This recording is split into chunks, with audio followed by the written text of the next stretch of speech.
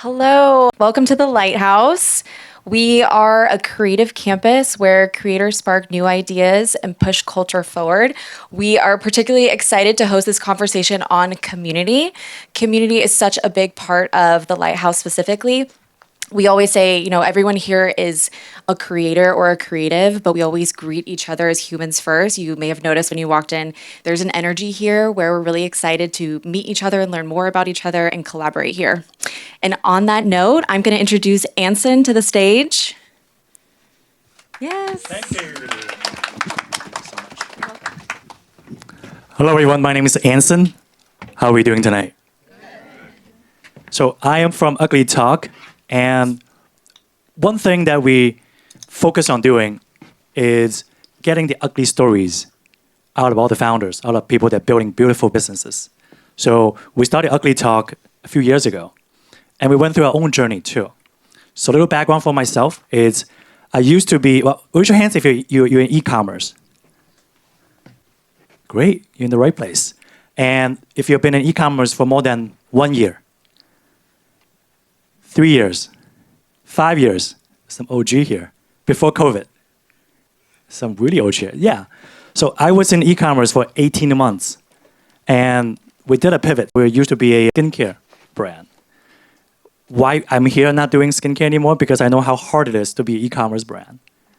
We learned our lesson. We remember the first time we got that cha-ching sound from Shopify. It feels great. I feel like that's all I'm gonna do for a long, long time. And then 10 months later, we have a lot of problem with acquisition, we have problem with slides, and we're just fighting fire after fire after fire. And through there, we build a community. People that like what our brand represent, but then we're just too chaotic to fulfill orders, to keep up with the quality. We felt like we're doing the community a service. So we pivoted. We're like, you know what? The product is not what we're good at. The community is. And then it's born the Ugly Talk. So we had our moments, and tonight I'm so glad everybody's here to learn, right? Ugly Talk is built on people who raise their hands. You guys raise your hands. So if you're interested in learning more about Ugly Talk, we're in multiple cities: Los Angeles, San Francisco, New York, Miami, Chicago. Come talk to me afterward, all right? But the main dish for tonight is the amazing founder gonna be sitting on these 3 chairs. Are we ready for them? Yes. No. Are we ready for them? Yes. Yes. Let's welcome the panel speakers. First, let's welcome Sean. Sean, you can hear me. You magically appear. He's our moderator and speaker tonight. He's the best person to help us navigate the conversations, understanding what these 2 founders have been through, how they build a community. So let's put our hands together for Sean. Yes. There he is. One more time, because he's in the room right now. So sorry. All good. I was like literally just The stage is yours, man. amazing. Sorry, I'm a little frazzled because I was in there chatting with Beau and Jimmy, who's going to come up in a bit, about Japan. Much we love Japan. But yeah, thank you guys for being here. This is amazing. Nice room. I just want to share something with you guys before I actually start and bring Jimmy and Beau onto stage. I know that we are all here to talk about building community and the essence of that. One of the things that I read through a lot of you guys RSVPs is that you are in this algorithm funk, having this fatigue, trying to build your engagement, understanding how that works for you and your brand, and also kind of losing sight of certain things because you're scared that if you don't post for a week, you're going to lose your engagement or you're going to lose your following.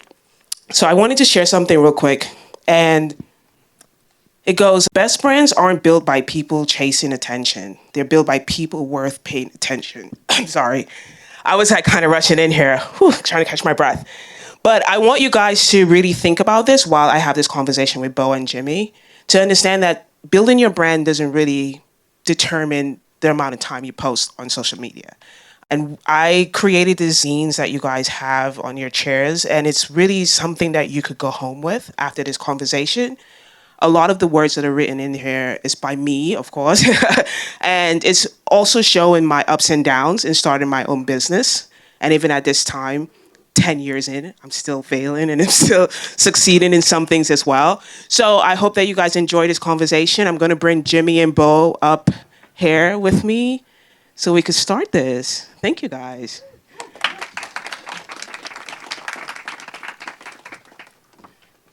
Yeah. Which one? Whichever one you want to sit at. Middle? Or I could go in the middle if you want to. Okay. You're gonna need this one right here.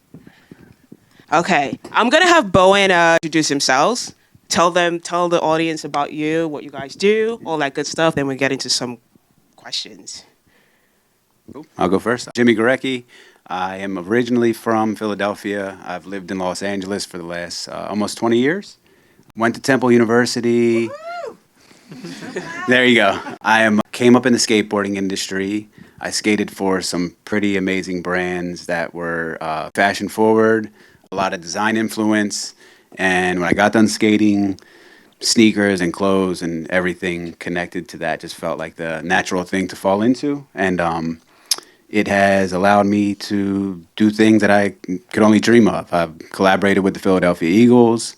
Go Birds. I've been fortunate to have people like Jay-Z and LeBron James wear my stuff, create moments, made a Brooklyn Museum sweatsuit, which Jay-Z wore to a Brooklyn Nets home game, and just try to connect different worlds with different communities and cultures that have inspired me while trying to pay homage to the people that have made an impact on me since a kid. So I've always felt an obligation to give back to the worlds and the communities that have done good by me. So I try to work with as many in the Philadelphia area that I can. And yeah, it's allowed me to do what I really love. And I haven't had to call anything I've done in the 43 years I've been on Earth a real job. So appreciate you inviting me and For sure. psyched to share with you guys. Big love. Big love. Big love. My name is Beau Bray, born and raised in Los Angeles, and I like to have fun on Earth. That's what I found is a bio that feels really good to say. I grew up having a lot of fun and really just wanting to wake up and play basketball. That was like the only thing that mattered for so long, and I feel that spirit to this day. It's brought friendship, connection, and a universal language that can't really be broken or impacted in any way. Actually, one of my dearest friends in the building surprised me today. Who taught me entrepreneurship and grind and hustle in a way that I never imagined was something that could turn into a job or turn into something that life, but it actually has, and it's been quite beautiful. So we used to throw parties. We would get thousands of kids in LA to go to East LA because that was where the venues that we could afford, and no alcohol, no drinking or anything. We were kids. We were 14, 15 years old, dancing and having a lot of fun.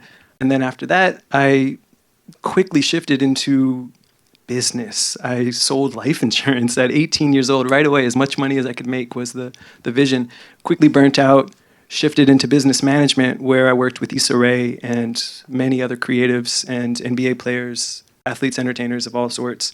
I helped to protect their livelihood and their visions. Burnt out again and bought some land and a tiny house in the forest and thought I was done with it all. And then that was really difficult to do alone. So came back into the city and would just share things on the internet when a dear friend reached out, a global R&B superstar, Janae Aiko, wanted some help with her worlds. And I seemed to just understand in ways that others didn't. And so I've been working with her for some time now. That's been really fun. It's album mode, so new music. And all throughout this time, over the past 15 years, anytime I see a basketball hoop, I kind of stop and get like really bright-eyed and curious. And I remember those moments that would strike me as a kid when I would see basketball hoops and know that other kids were playing. I could just hang out and maybe I would make a friend or maybe I would have a cool, fun afternoon. And so I see them now, and everywhere they're on neighborhoods. And if I see one in one neighborhood, I know that I'll see 10 more if I just keep looking around a little bit more. So I would take photos of these basketball hoops, and I've accumulated thousands all across the world. And a friend of mine that runs a publishing company, Ism Publishing, was like, hey, this could be a cool book. And so we made it a book. It's on Shopify. 2 books at that. Yeah, 2. Okay, so beautiful. So when I thought about this panel and I thought about how can we talk about community and building community and what that really means, I thought about these two because they're two different sides of the coin, right? We have Jimmy that he's on social media, he posts, he's very active with his community through that. And even before social media, he was able to form a community without social media, right? With the in the skating world. And then we have Beau that has built a community without posting so much on social media. And I thought it would be a great way for us to have this conversation here today where you could get both of their sides of the story and how they keep their communities and how they're able to get financial gain from that and how they're able to continue, building the projects that they build and working with people that they work with and how that has become such a great success for them. So my first question is really to Jimmy. Half of this room is exhausted by the posting treadmill. Jimmy, you've built something that doesn't require you to perform daily. What role does your community play in keeping your brand alive when you're not posting? And how do they carry the conversation for you?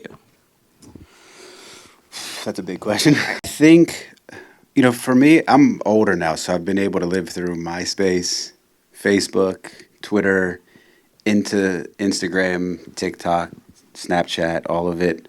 They all seem to me like the same thing.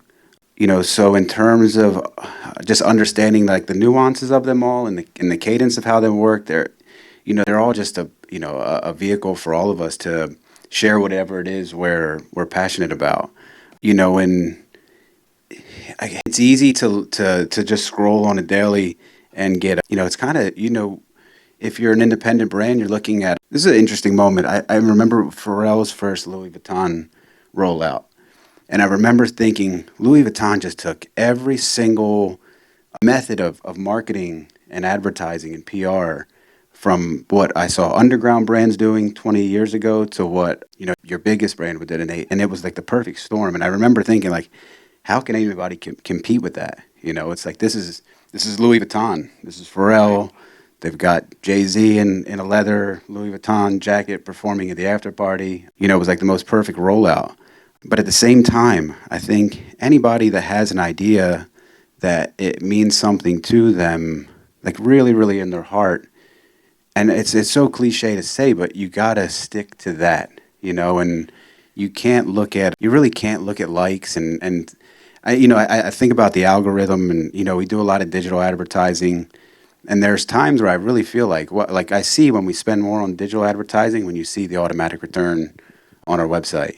And then there's days where maybe our spend is less and you're like, this isn't fair. Right. Not to point fingers at Meta, but I'm like, yeah, they really have put a force field up. Yeah. I'm like, you can't tell me after 8 years that we only did $500 today. Right. But I think you have to just continue doing what you really believe in, and if you truly love what you do, whoever it's supposed to connect with, it's going to connect with them, and, I still believe in like the power of like word of mouth. So even if you only connect with one person that day, you have no idea who they're going to share that message or that image with. And, that's what has driven me, I remember like 10 years ago, I suffered from to me, it was like a really bad personal bout of what I thought was depression because I knew I still had so much more to give in this space, and I wasn't working for a company I was psyched on. And, I think just it's way easier to give up than it is to keep trying. Absolutely. And I think if you just stay with whatever that passion is, eventually the pieces are going to come together for you. And that's my mentality with social media. I don't, I've had friends tell me like, God, you're so OD on there. Yeah. And that's okay because I don't share the same passion for what you do with what I do, Right.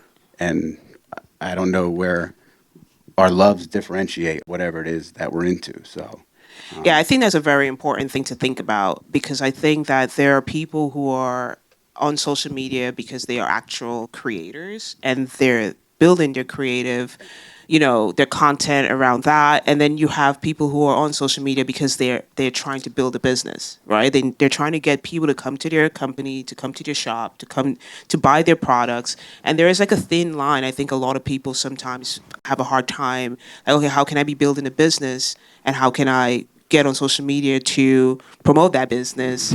And some people may not have the funds to purchase ads on Meta or do anything like that. And I think from an outsider looking in with your stuff, one of the things that I really like that you do on your social media is the fact that when you do your fit checks, for example, like, you're building a bridge between the brands that already respect you, and they're sending you to the products and all that good stuff, and then you're also still promoting your thing.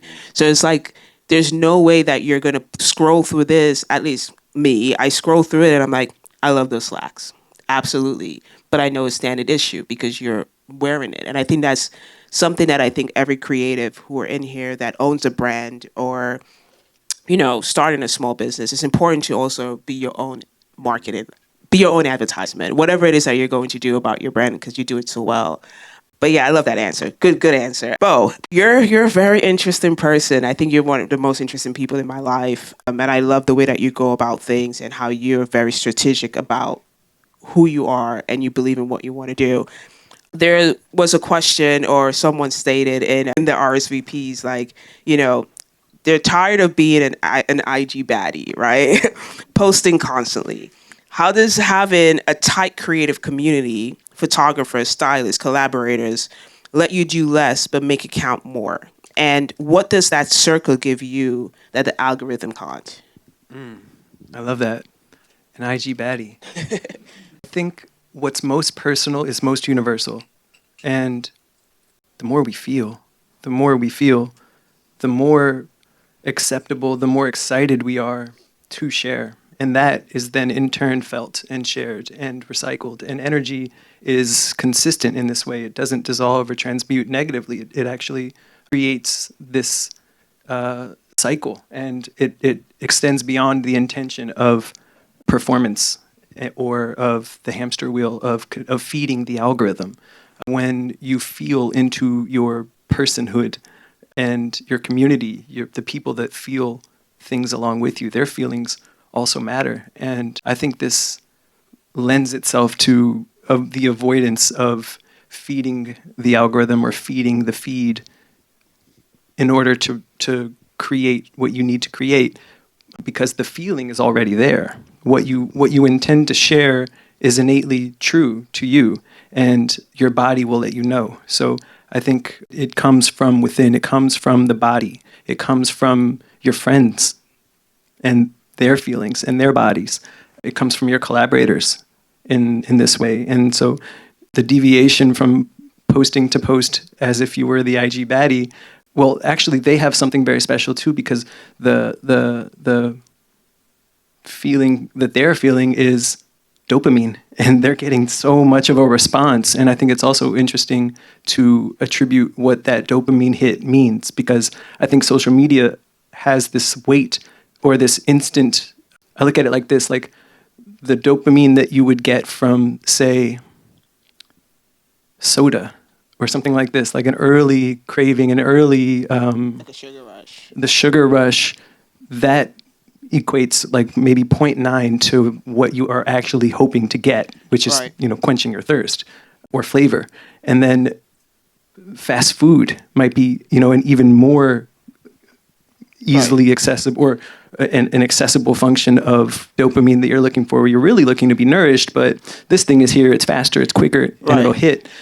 So I think social media falls into an even faster attribution of that dopamine hit. No, absolutely. So if you turn that feeling upside down and actually look inside to what the underlying feeling that you're seeking truly is, it'll be there, and you can actually achieve more by figuring out what that intern or what that thing is that you're actually looking for. Your community, your friends, these people will also inform this sort of thing along with you. No, absolutely. I think also, to piggyback on what you're saying about that, I think one of the most important parts of like when you're building a brand or trying to build that community is like not posting for the metrics, but posting so that people could actually fall in love with what you're doing, which goes back to how and why we're even on here with you is because like from the time that I've known you, you post those basketball hoops. And I'm like, oh, that's cool. And I see other people from the world sending you photos. I'm like, oh, that's cool. And then everyone else is seeing that, oh, you're posting this basketball hoop. So when your book comes out, that visual of your book, no one is surprised that it's a book. Maybe you were surprised, but I don't think anyone else was like, oh, this could be a great coffee table book. And I think a lot of times as creatives, we take a lot of our ideas and we place it on social media because we want to breadcrumb our audience to know that, hey, we're releasing a product, we're doing this. Whereas sometimes you could tell a story without saying, this is when it's coming out, this is when we're releasing, until you know that you're actually going to do said things. It's so true. It's actually the inverse is what's true, is that your feeling actually governs and creates this strategy or this vision that you are trying to architect or design in ways that something like breadcrumbs or leading people on into it. I think the inverse is actually true. The mystique, the curiosity, the wonder is actually what brings people in more authentically than any strategy can ever accomplish.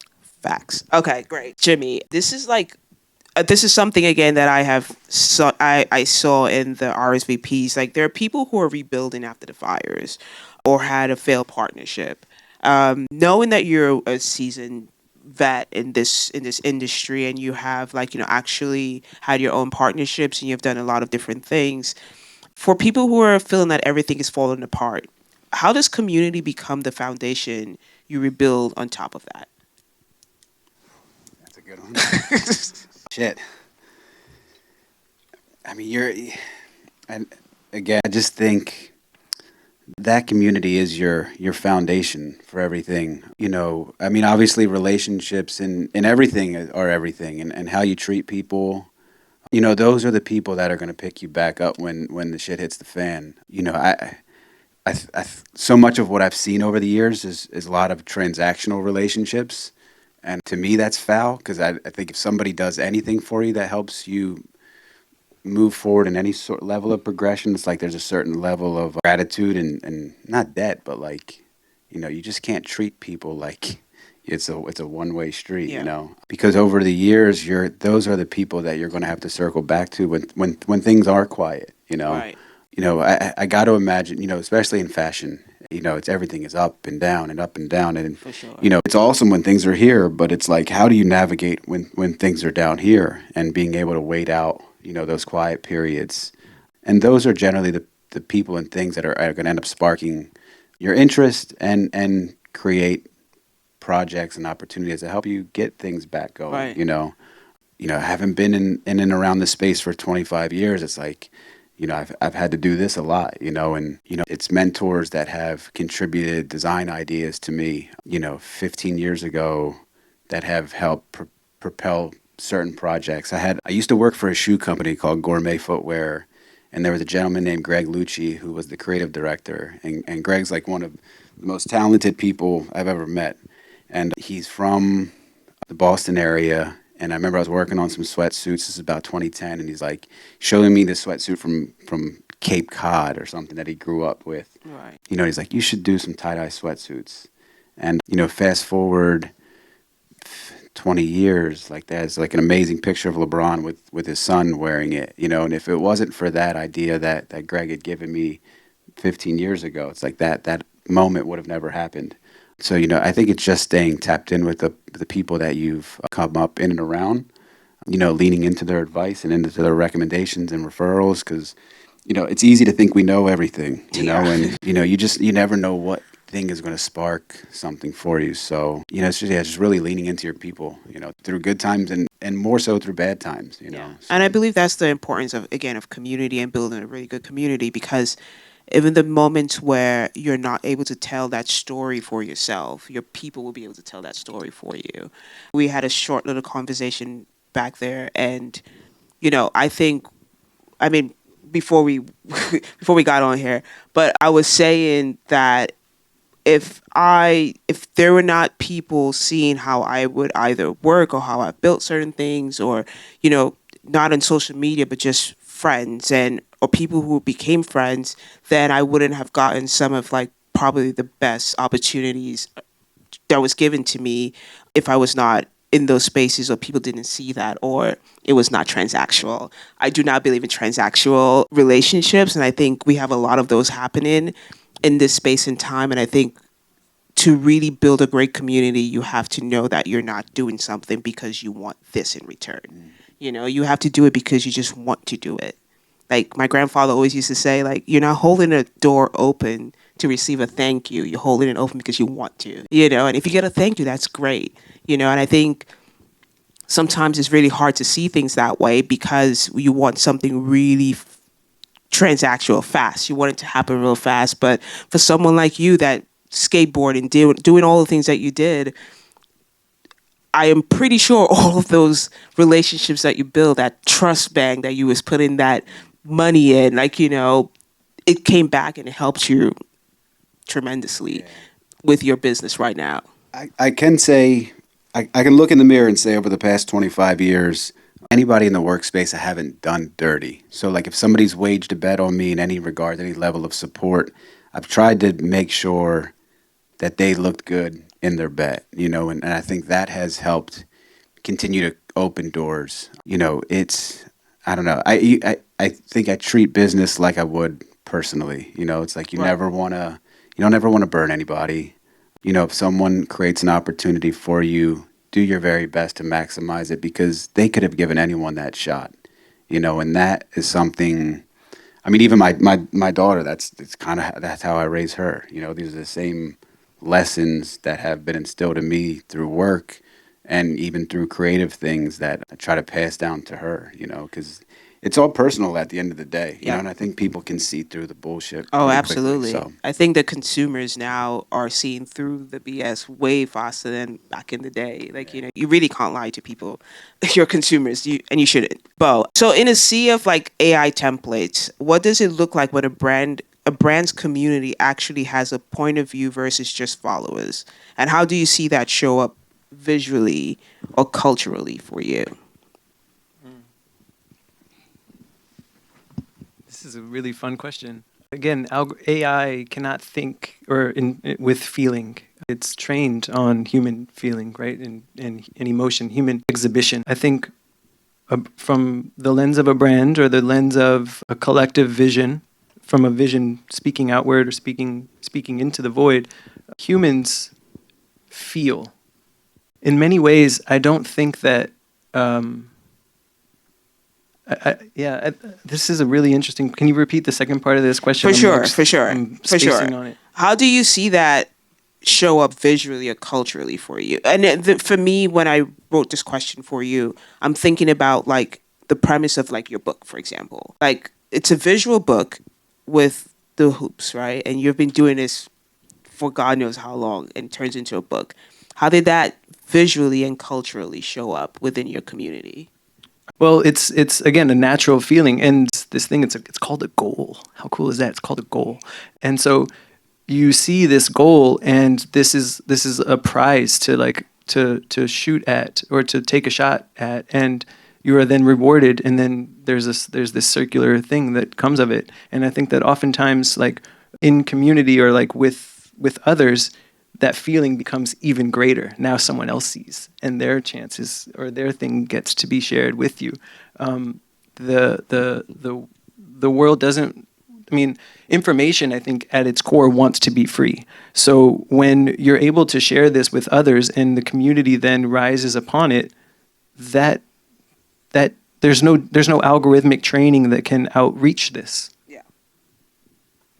Does that answer this question? I get what you're saying. It answers the question visually. Like visually, yeah. How that works for someone picking up your book. Like, but what I would like to pull out of you is like, how did your community, meaning the cultural part of this, how did that really like capture other people's attention with your book? Because I mean, like with basketball, it's such a cultural thing, right? Like, it doesn't matter what part of the world you're in. someone knows about it. Yeah. But for someone like you that is not, you didn't tell everyone, hey, I'm releasing a book. Mm-hmm. You know, how did that help you with getting the first one sold out to be able to get a second one? So like, how did that conversation with your community? I think there's an element of surprise also. Like, I don't do things socially with any expectation at all. So sharing images of basketball hoops is just what I feel is good. It just feels I fun. feel you. It's feel a you, goal, man. and then what I started to notice was people around would go on trips or would go, do something, and they would see a really cool goal in a juxtaposing position somewhere that it shouldn't be, and then that was the cooler thing. So then it became not just the neighborhood, not just someone's backyard, because those are all over the place, but then you find more of those, and those are really cool. But then you find them in the most bizarre conditions, in the most upside down, lived in realms, and then that adds more element to it. So it creates this layer of intrigue and having fun. Again, like you can see the wear of something like a basketball hoop, and you know that people had fun, and you know that there's something that happened that allowed it to become in the junkyard or something like this, or or just without a backboard, but just a rim somewhere that it shouldn't be. But that meant that the yard workers that are there are playing on there and having fun in a time where they should be working or something like this. Or so I think that kind of thing brings this attention and this curiosity that is the curiosity that sparked my interest In the originally. No, which is another great thing about this, because then you had a community also build this book out for you. Yeah. Because they saw that you were posting this hoops, so they started sending you photos. Yeah. And they're telling a story. They tell your story through their eyes and how that helps them. I think that's a beautiful thing. Okay, this is my final questions before we open up the floor to you guys. And this is for everyone, meaning Beau and Jimmy. So vibes don't pay rent, right? But how does building actual community, people who know each other, not just you, create sustainable revenue in ways that the algorithm can't take away? And the second part to that is, what does community unlock financially that clout doesn't? You go first. Vibes don't pay the bills. I don't know. I think fuck. vibes might pay bills these days. Oh, well, we're going to come to you next with this one, but you go first. I mean, yeah, we all, and I'm sure everyone in this room this is something that we all have to deal with. It's like, how do we find professions or occupations or whatnot that allow us to check those personal boxes of things that are really interesting to us versus like keeping the lights on, Right. it's difficult, and I like hearing those stories of, my wife was telling me the two gentlemen, or one of the gentlemen that's on Heated Rivalries, 3 months before the show came out, he was like waiting tables or something, like how, like obviously that's such a grand story, but that's a real story. And I'm sure true for so many people. There was a baseball player for the Philadelphia Phillies that was 34 years old, still in the minor leagues, and he could have thrown, I'm sure most minor league ball players throw in the towel by probably 26, 27. Mm-hmm. My man stuck it out and then finally got like a $30 million contract. Again, I got to imagine that's just that's the passion within everybody in this room is like, how do we like soul search long enough until we find whatever it is that we're looking for. It's the $1 million question, man. It's so hard. You know what I'm saying? Like if I gotta, I don't know, if I had to go wait tables tomorrow, I would go wait tables. If I have to go, whatever I got to do to keep things going. And if we're all lucky enough, then we get to work on the things that we're truly passionate about. And then when the stars really align, then we're able to make a living doing it. Oh, absolutely. I think everybody's formula in this room for that, to get to that point is different. And it's just kind of what we're all willing to commit to it, and how important that goal really is to us. I've struggled. There's been many times where I'm like, I just need to go get a corporate gig, or do whatever, get some paid time off, get some, get like medical benefits, get, what I'm saying? Right. Get like all of those things versus the reality of like, the freedom that I've been afforded to pursue other stuff, and then being fiscally responsible to the business versus like, okay, this is Jimmy's passion thing, but how does this benefit the company? I don't. If someone in this room has the answer to that, please, I would love to meet with you afterward and see what that looks like, because I think that template is different for all of us in here. I agree with you. I think the template is different for everyone in here to figure out how to like make their passion pay for their rent. You know, and I think something that I always implement within my own life, and I say to a lot of my friends, is that, you know, just like you just said, if you were to go get a job, you know, waiting tables right now, that it shouldn't take away the fact that you're building something. No. So it's like you should, the same way you're going to wait this table, you're going to wait the table in your best ability, because that teaches you discipline. It teaches you how to do everything you're going to do the right way. So when it comes down to the same way that when you're skateboarding, I'm pretty sure every time you did one trick, you're like, I could do this way better. So I'm going to stay up all night and practice that thing. It's the same thing with whatever passion or whatever brand you're building, whatever you're doing. You're going to go home and you're going to work on that. That's how you really know you really want something to pay your bills.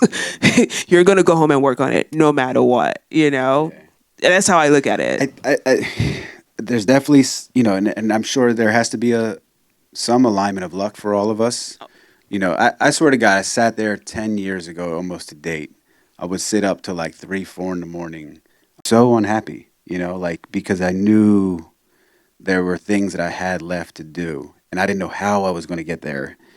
And there was a creative director that I worked for about 3 or 4 years prior to that. I used to drive this guy crazy.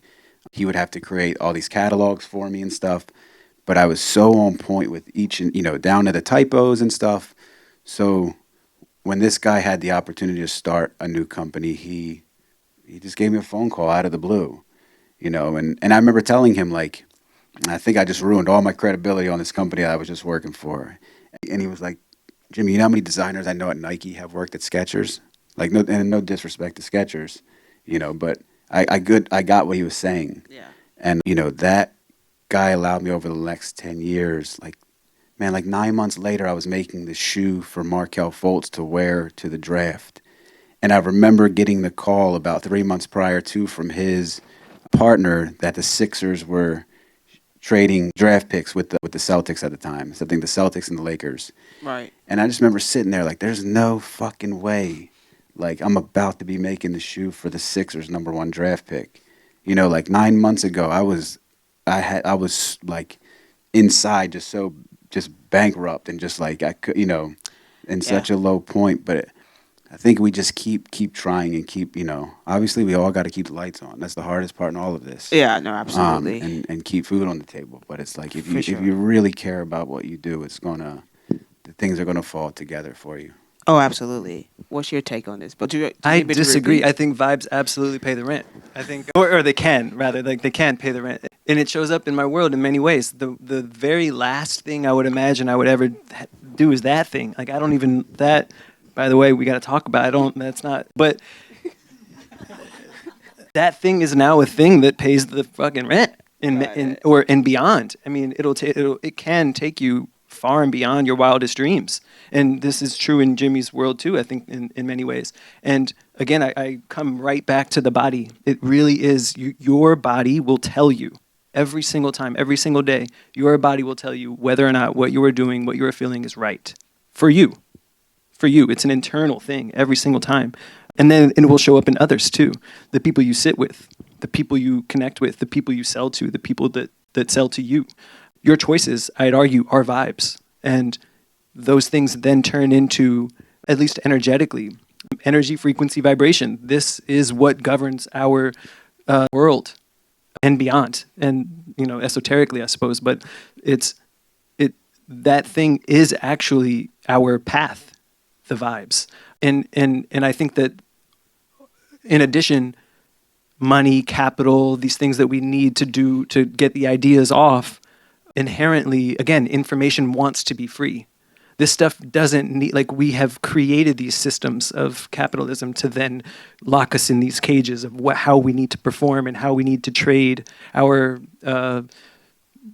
products and services, right? But these are all visions before they are ever products and services.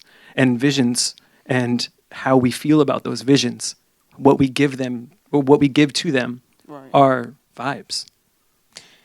Okay. Okay, I think you kind of made me become a believer, I guess.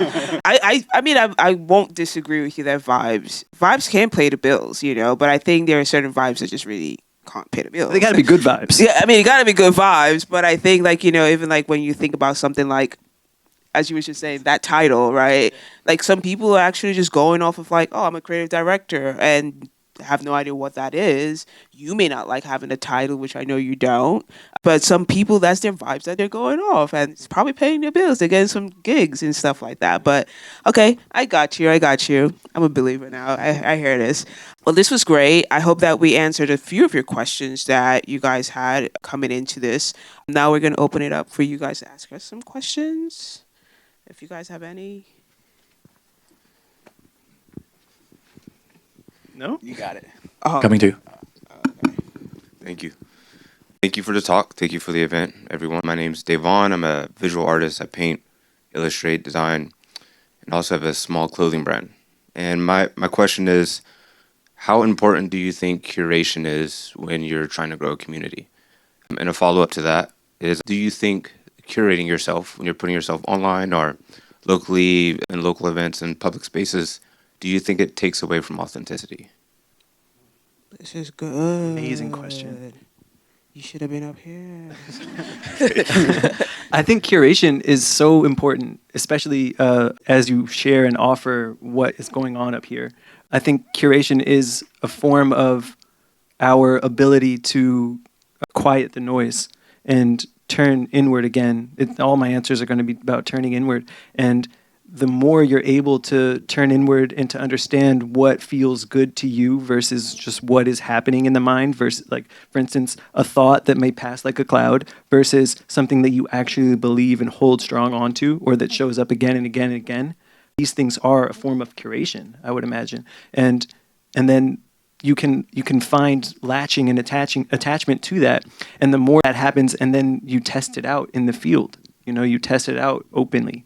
And eventually that thing or what you're curating will become your style or the thing that is you, and that others will then attach to. Again, what's most personal is most universal. Nice. This guy. Yeah. Do you have anything to say to that? I trip out every day where I look at different things and I see so many people that are really good at curating things, and I'm so blown away. What was the second part of the question? I'm so sorry. Do you think that the act of curating yourself, your interest, what you're doing, your process, removes any part of authenticity when you put that out there? No, I think as long as, I know I sound like a broken record, but again, I think as so long as you're doing what is meaningful to you, that's all that matters, and it's going to resonate with who it's supposed to resonate with. And who it's not meant for won't see it, So I think you just do what's genuine to you, and it's going to land exactly where it's supposed to be. I agree with what they said. Like you should absolutely go out, and I believe that it's still authentic to just be yourself and curate what you need to curate for you. I think one of the most important things as a creative, or starting out a business or whatever you want to call it, you have to create for you first. And when you're able to do that and tell that story in your way, the rest will come. Like, the community, the people will come. You'll find yourself in spots and places that really is true to you. That you're not feeling that you're there just because you feel like you need to be there. But you're there because it's part of what you're curating and what you're putting out and what you're building. So I think it's important to be authentic to that end. There's a group of artists from Philadelphia in the late 90s, early 2000s, and they had a brand called Mesquine. And, bro, I mean, there wasn't like an artist like hip hop artists from that time that didn't have their shirts on. And I'm such a big fan of them. I didn't meet these guys until 20 years later. And I remember asking them, because I'm his fan, why don't you bring it back? And the one gentleman, Ibn, he just kept telling me, like, we did what we were supposed to do during the time period it was supposed to be done, and I kept urging him, like, come on, and he's like, no, Jimmy, we're good, we accomplished the goal that we were meant to, the boxes that we were supposed to check for that time period, so that, and when you said in terms of your your discipline and that you apply to your artwork, it's like that's immediately kind of what came to mind. So they're definitely worth checking out. Good, good, good. Any questions? Any more questions? Shoot something out. Yeah. So been on Beau for probably what 25 years or so, and it's amazing just watch this guy do what he does. It feels like he just wakes up and just does whatever he wants, and it's a good thing because there's always a good outcome. My name is Robert China Berry. I'm the founder of a brand called Black Beverly Hills. I've been in existence for over a decade and have been working with Shopify for probably like 8 years. Made a lot of money off doing a clothing brand, and now I'm into health and wellness. And I feel like I've been building a community since the beginning because my brand is all about a community, which is the wealthiest, predominantly black area in the whole world. Currently, I'm in health and wellness, and I have a sea moss lemonade that's in nearly 40 locations. Fire. Nice. I guess right now I'm trying to figure out a way to give back to my community. How big is giving back to your communities? How big is that to you guys, and how do you guys do it? I guess, and another thing, just because I'm having an issue with social media posting all the time right now, which is probably a thing for a lot of people. What is the most important social media that you guys are currently using to grow your brands? I will talk because this is my friend. First of all, the sea moss lemonade is amazing, and I think that like giving back to the community. The reason why you created this product was, one, there was a gap, right? There's lemonade and there's sea moss, but people don't really love to spoon the sea moss and do that thing, and you break that barrier by applying it, or merging the two.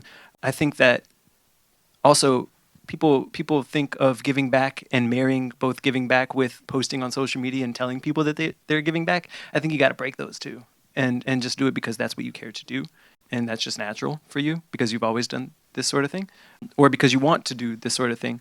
It's that same spirit of just waking up and doing what you want to do. The neighborhood, I think, like giving back to your specific neighborhood and others is infectious. Like that thing really spurs and brings others a joy. And so I think like finding people that, or just doing it out of the spirit of goodness, will then breed that among others that also feel that. You've been doing this sort of thing since we were young, and you've brought in so many volunteers. These kids didn't know that they were volunteers. Actually, people are hitting me up asking why didn't we ever pay them? When we were like 18, we would run a bunch of, or not even, we were 15, running a bunch of crazy businesses, and people are now coming back to me like, hey, why didn't you guys ever pay us? And we're like, but the point is, you were able, your spirit is able to bring that out of others and to show up for you. So that is a natural effort. And then as far as like which social media to follow, it's whatever you feel called to, It's whatever, and we're all addicted. We're all addicted in the worst way. So it's there's a level of healthy addiction that I think would like to caution, in whatever form that is. But I would love for you not to see this as a barrier, or not to like just really just work at removing this thing of like having to post as a barrier, and actually sit in the silence, sit in the depths of it and say, what do I actually feel? What do I actually feel like sharing? And that will land much more appropriately than any, I have to post on this schedule and do the thing and da, da, da. Find the right outlet, because it all will flip on you. Like the TikTok thing, it's flipping. This U.S. ownership, it's flipping in many ways. I would imagine that would be your channel, but it may not be. So I don't know. I'm just finding now that if I don't spend any money on ads, I'm not making any money. Yeah, right? I think and always having to post something new. Within fashion, you always have to come up with something new. You have to follow trends, and it's a lot to that part. So now it's like you got to get on TikTok and just continue to post, which you don't know. You post out of the vibes and the feeling. Some of them might get 100, some might get 30,000 within a day. So I understand that part, but it's just like which one are you guys going with? So I would love to know about everyone else as well. So one of the things that, to answer your question of which to post, I think what we have to always understand there is a market, right? And just as trends come and go with fashion and everything like that, you have to study the market.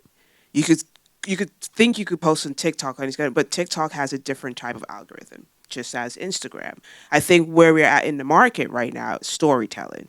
people want to know more about your brand. They want to know the story behind it. So if I were to be helping you do that, I would say for each social media platform, we're going to tell a different story that works for that social media platform.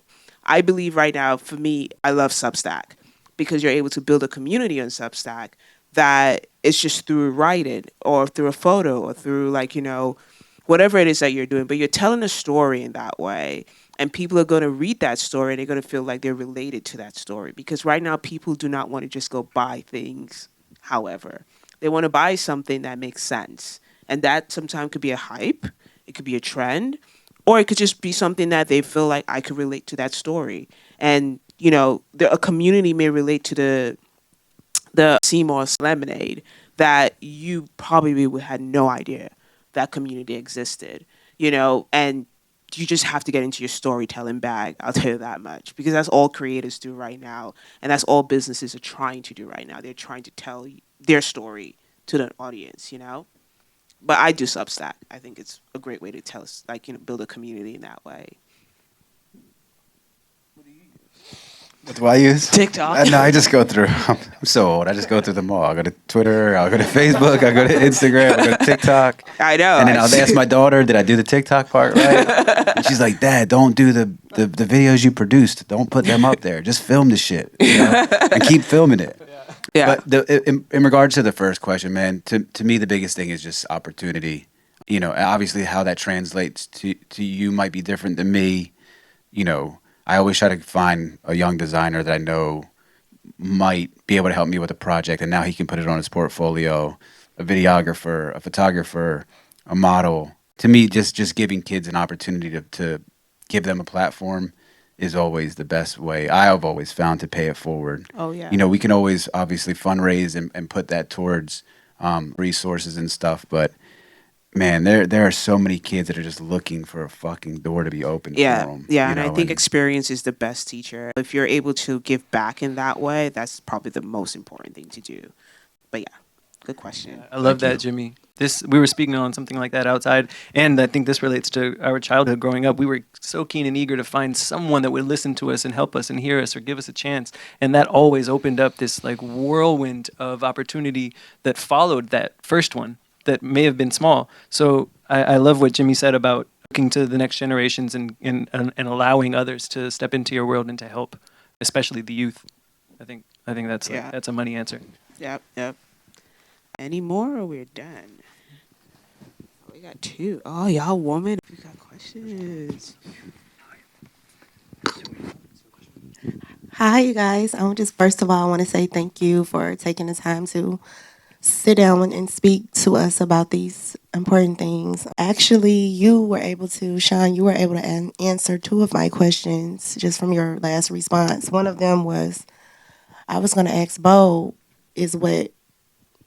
when he was explaining about the basketball hoops and how people responded to you just posting those pictures. Were you really saying to tell the story behind what our mission and our passion was? Is that what you were trying to convey when you were saying when people would look at the photos, if you look deeper into it, what is the stories that the photos are telling? What does this show us? What does this tell us about the people, the community, the act or the sport of basketball and how that brings people together? Is that what you were saying? Like the story behind why we're inspired is so important to translate to the audience? Yeah, in a way, because there's something that you feel that may be entirely different than what is interpreted to whoever's watching. And I think these things live on stories, because that's kind of where I see attention and where my attention is applied. I'm watching stories before I'm scrolling the feed. I feel more connected to people in stories on Instagram specifically. It feels to me more connected, Real. more rooted in this feeling of just like getting it out to get it out because it expires. And I think I feel something with that. And it's fun because, well, I'll answer your question first and then I'll hold this thing second. Yeah, there's so many layers in the story. And I would also, to what Sean was saying earlier, when I would share these basketball hoops, I had no clue there would be a basketball hoop book. And in fact, oftentimes I would take photos of people's homes, and I would be so afraid that they were going to come out and yell at me. And they would. Like, people would yell, "What are you doing? Why are you here?" And that would add another element to it. And sometimes I would just keep recording. And then that's like a whole nother vibe that makes it fun. So it's like, yeah, there are layers. There are so many layers to photos and to videos and to like what we're sharing that may go far and beyond what you are feeling. And I oftentimes look for those sort of things, and then I also edit with that in mind too. One of my really good friends and collaborators, Danny Williams, always like says he is a photographer, a brilliant photographer and director. He says he shoots drunk and edits sober. And I kind of just apply that. And when I heard that, I was like, yo, that's so cool, because I'm going to just start shooting feeling drunk. Or, you know what I mean? Like, I'm just going to be in that wonder feeling, or just like, oh, that's cool. And then later I'll find, like, when I'm starting to share, because the way I would share the basketball hoops just for fun would be I would share like 20 in a row. And then that made people feel something in addition too, because then it's just like, whoa, what? That too? Oh, yeah, now I see what you were thinking. So in a way, that sort of thing creates this communal participation. And then of course, that it expires. And then I don't post that on the main feed either. So then it's like, what is it, like, why does this matter to you? And it simply matters because that's what I care about when I was young. And so I wake up and I still want to do that, but I can't actually do that. And the other thing that I was holding was, I forgot what I was holding, so it doesn't matter. Tyler, the creator, had a similar quote. He said, create like a crazy person, but edit like a scientist or something. And that's what Create like a child, edit like a scientist. like a scientist. Yeah. That reminds me of that. And just really quickly, will you all say that when we stick to what we are passionate about and what we are true to, and it's rooted in purpose, will you say that eventually it will reach who it's intended for, and it will bring success? Can I tell you a funny story? And I was just telling these two outside, and it kind of talks to when I got your email about community. I went snowboarding at like 9 this morning. I was sitting on the lift, and I'm like, community, community, community. And I'm like, yeah, I could do all like the cliche things, you know. When I moved to LA in '08, you ever see Falling Down? Yeah. I thought I was going to be like the guy who gets stuck on the freeway and loses his goddamn mind. So I just threw myself in every bit of work that I could. And on the weekend, I was working at a store called Diamond. They had a little store. And Beau was, how old are you? Now? Yeah. 35. So he's I'm 43, 8 years younger. And I saw this crew of kids coming by. I saw all these crews of kids, but Beau was from one. And I've watched all of them kind of go on to do different amazing things, you know. One kid works at Burner Boy. Another kid is top dog at Jam. Another kid is a real estate monster, you know, and they're all my community, you know. If I have projects to work on, if I do activations, Beau's been at all of them. So we're all part of a community now. We showed up for one another for this, to hear one another talk and share ideas. So I like the word community way better than the word network. Yes. You know, network sounds so like sterile and hospital, you know. Force, yes. The Tyler, the Creator thing, which we were just sharing outside. Yeah. So when I was working at the same store, this kid came in, skated in the store, sweaty, dirty, and sat down at the stool. And I'm like, God damn, here goes this kid again. And I had just got done working with Pharrell Williams for about 4 or 5 years. And he said, can you give my music to Pharrell? And I said, no, you know, because I didn't have that type of relationship with him. And then fast forward, you know, these two are best friends now. Tyler did a Louis Vuitton collaboration. You know what I'm saying? They said it's the best-selling project that Pharrell has had at Louis Vuitton was Tyler's shit. You know what I'm saying? So, like, if he would have heard my no right then and there, and that's what he would have went with, you know, obviously his destiny was much greater than my response. But just thinking about that, it bugged me out when I pulled up and was like telling you about me and Beau's relationship and how far it goes back and all of these kids, and even how it ties into us knowing each other. Your question about Tyler, you know, it's like not to get too like universal. You know what I'm saying? Like, it's pretty crazy how all the stories kind of intertwine. I think another important thing too. This is Pharrell tapping into his community as well. You know, because his first release with Louis Vuitton, everybody was like, no way. Why did this man get this role? Including me. but he knew exactly how to understand community. He knew that Tyler, the creator, does a great job with marketing, with design. His mind is out of the world. He makes pretty good music.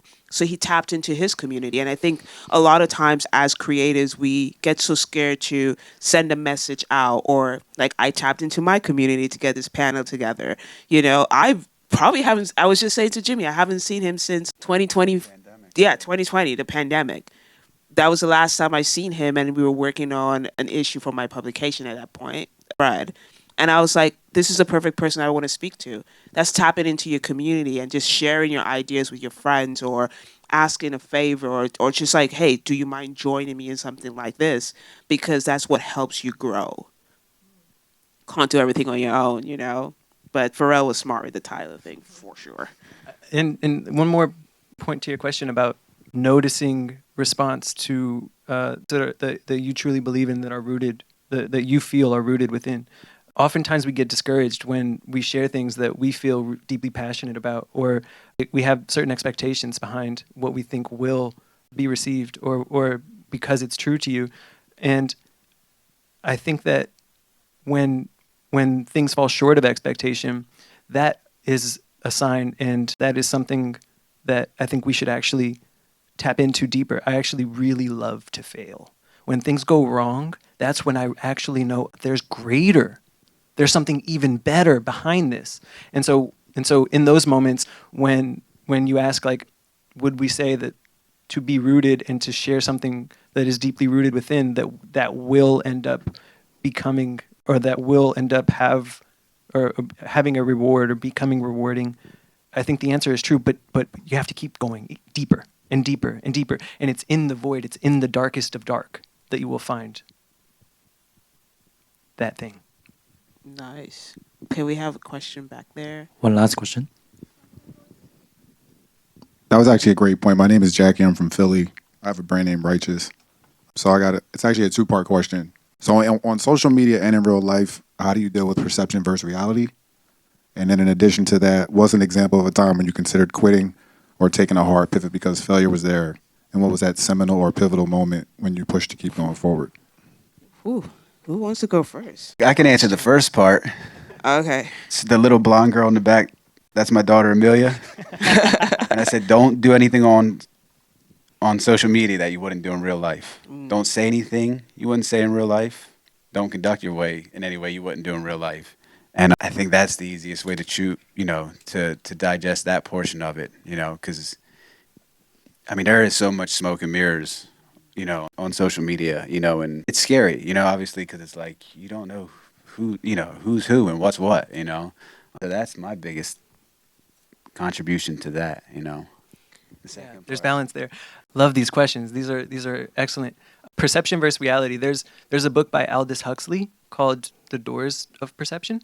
Good book. Yeah, and this is all about this guy's trip. Like, he goes into some real psychedelic drugs and is writing about it, his experience. And I look at this relative to our experience online, and that differential between ourselves online and ourselves in reality, as well as others online and them existing in reality. Who we perceive we are is limited in the physical space, right? Like I can't morph myself. I can get a haircut to make me, align to communities that I actually feel a part of, but I cannot actually be that person, right? Like physically, like in form. But on the internet, you can manipulate in ways that you would never imagine. And so I think that we have to kind of pay attention and allow human expression to exist in this way. We have to allow it because they're going to post it no matter what, or you're going to post it no matter what.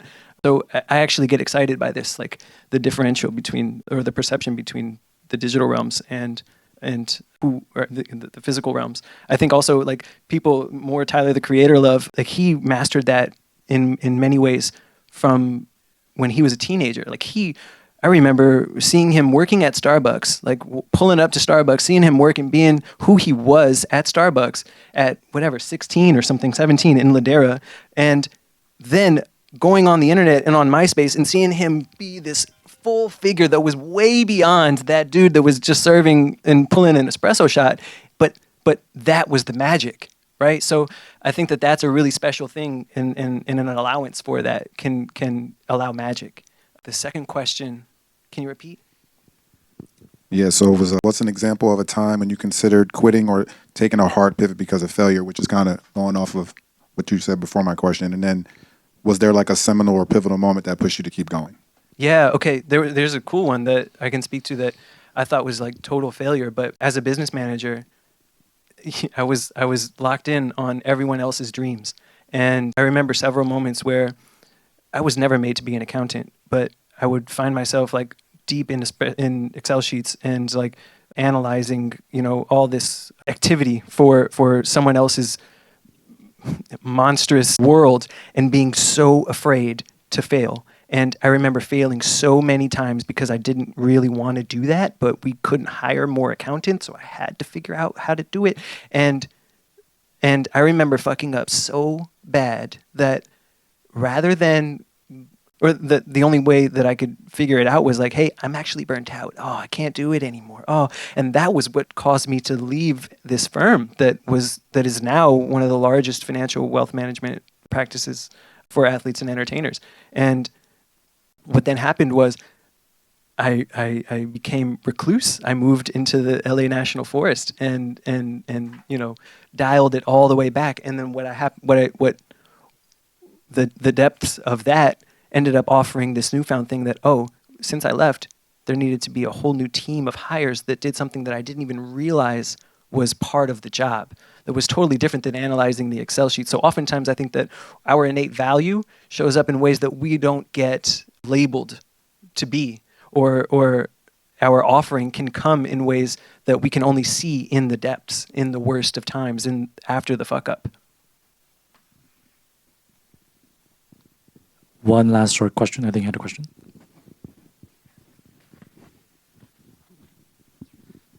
Hello, thank you for taking my question. I know it's like toward the end. I'm Shy, I'm a model and activist. I found that being able to merge my personal story with my platform in modeling, like talking about my lived experience in foster care, has grown my community. So I want to ask you guys, in a world that can be very superficial or surface level, how valuable have you found it to merge your personal story with your brand? And sorry, I'm nervous. But It's fine. That's everything. If I were to try to do anything else, I wouldn't be sitting here talking to y'all today. For real. I remember 2015 when leather sweatpants was real big. And I remember I put a pair of leather sweatpants on. And I'm like, I'm going to try this leather sweatpants thing out. And I never felt so unlike myself, and I tried to create my Instagram on the aesthetic of that time period. And I'm like, what are you doing?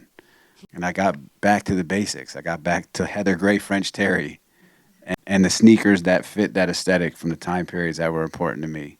And that helped carry everything. And then, when you're talking about subjects like what you had mentioned with foster care and, like what I do is like, it's like fluff in terms of like real life, like what you're speaking about is like, these are subject matters that like kids are really feeling, you know what I'm saying? So I would say to you, that's a million times more important than anything that I've ever done. So I would empower your experience and think about that little boy or girl that may have had an experience close to, if that's what you're saying, if that was your upbringing, and think how that might impact one kid and then probably magnify that by a trillion. So I would lean all the way into that. thank you. I agree with him. I will lean all the way into that too. I think it's important to tell your story of who you are and where you came from, because a lot of people will feel like they could relate to that. As I said earlier when I was talking about his stuff, the market is calling for storytellers. It's important to write your story, tell your story. There was something that Los Angeles Apparel, I think they still do it, where on the tags, they show you who made this shirt, whether it's real or not. Genius, because you're making someone feel like they're relating to whoever it is that's on that tag. I think that's important when you're building anything in your whatever fields that you're in, fashion, tech, music. Telling a story is the most important thing you could do right now, because that's what's going to make people say, oh, I relate to that. So when you don't feel like the days that you want to post, the days that you don't have a product to put out, the days that you just don't feel like getting out of bed. Someone else is going to tell that conversation for you. That's what reshares are for, right? People are going to reshare that to the next person and then to the next person. So it's important to tell your story. And just to answer your question a little bit about knowing when it's time to pivot, I think what Beau is saying a lot about internally feeling the feelings that you feel internally. One of the most difficult things to do is to pivot. One of the most difficult things to do is to look yourself in the mirror and say, oh, this is not working. I have to do something else, because what you believed in no longer showing proof of, like, whether that's finances or whatever it is that you're looking for in that end.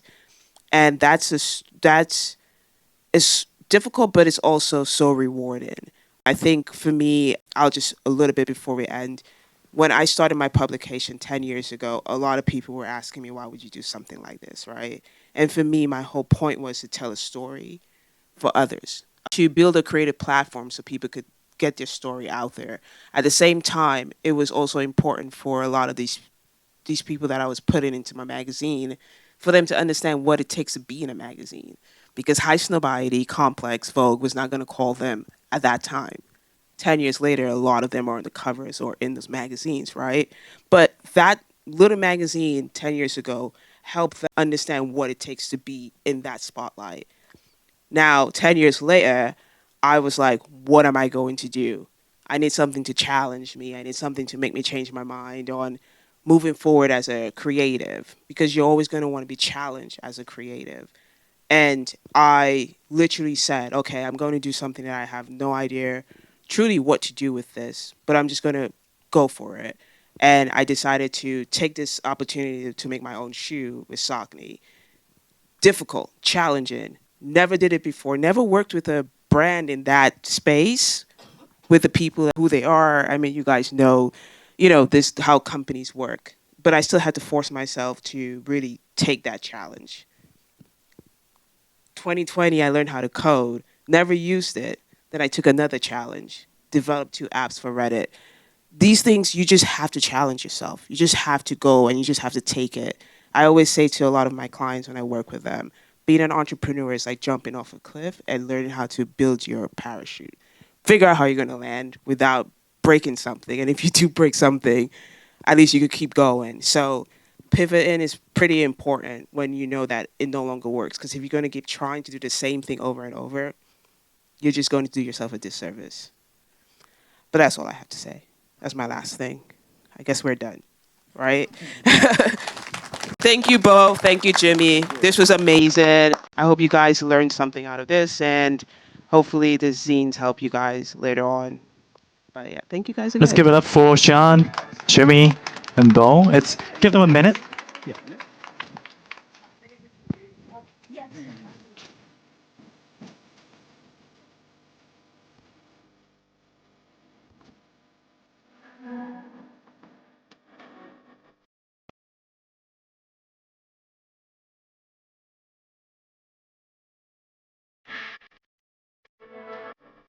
Well, thank you everybody for coming to Ugly Top. We have a mixer out in the cafe.